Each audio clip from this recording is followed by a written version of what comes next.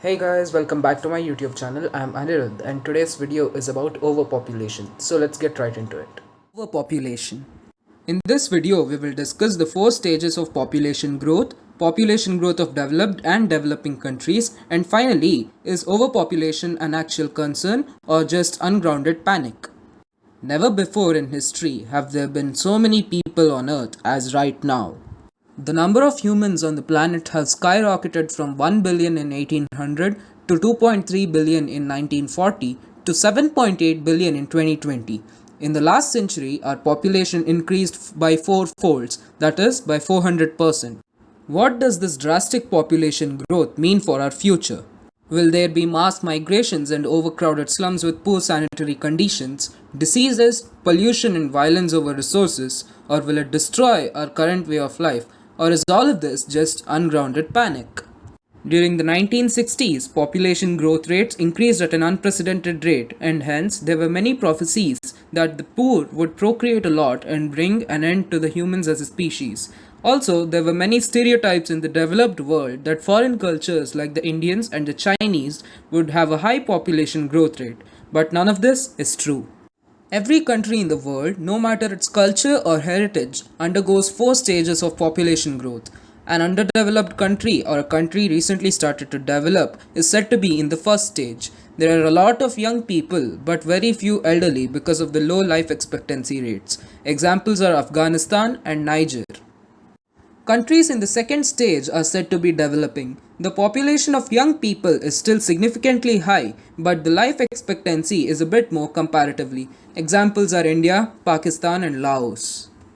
A country in its final stages of becoming developed is said to be in the third stage. The elderly also represent a significant percentage in the population because of high life expectancy.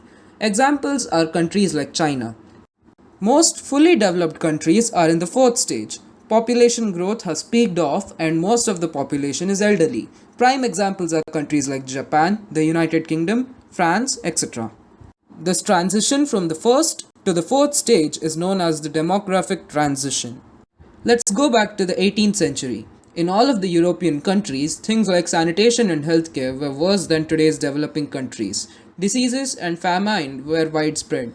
Women conceived 6 to 8 children, but only 1 to 2 would reach adulthood. The rest would die off. This kept the population steady.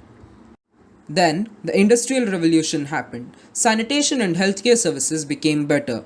The sciences flourished. Diseases and famine decreased, but women still conceived 6 to 8 children and most would reach adulthood. This led to a population explosion.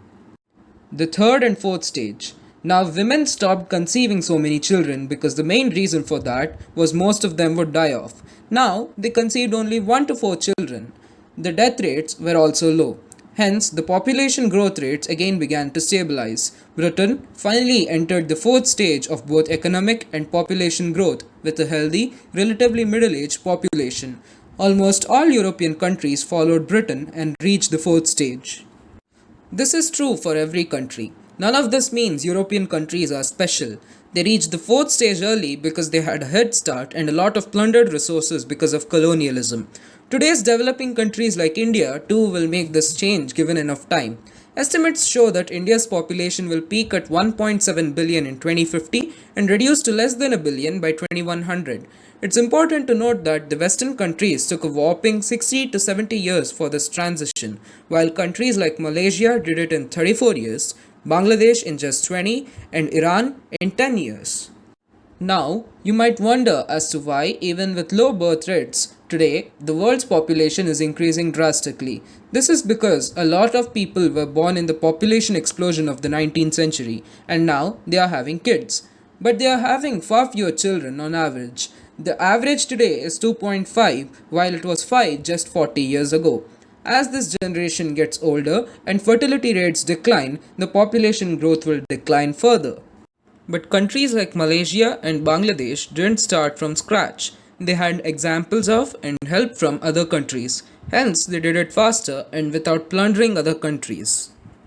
This is why programs that help reduce child mortality or help poor countries develop are so important. No matter what a developed country's agenda is, be it a dream of a world where all people live in freedom and with lots of wealth, or they just want fewer refugees coming into their countries. The truth is that it's beneficial for a person in a developed country if the people on the other side of the globe can lead a good life. And we are getting there. The number of people under extreme poverty has never been as low before. The future of global population growth isn't an apocalyptic disaster, but it's more of a promise. Population growth will come to an end. According to the UN forecasts, the 12 billionth human will never be born at all. Also, the number of educated people in the world will increase drastically. People from previously underdeveloped and war-torn countries will help in development of the human race instead. More people means more people available to help develop newer technologies and come up with newer ideas. Thanks for watching the video guys. Please like the video, comment down below and subscribe to my channel. Also, share this video to people who are curious. Bye.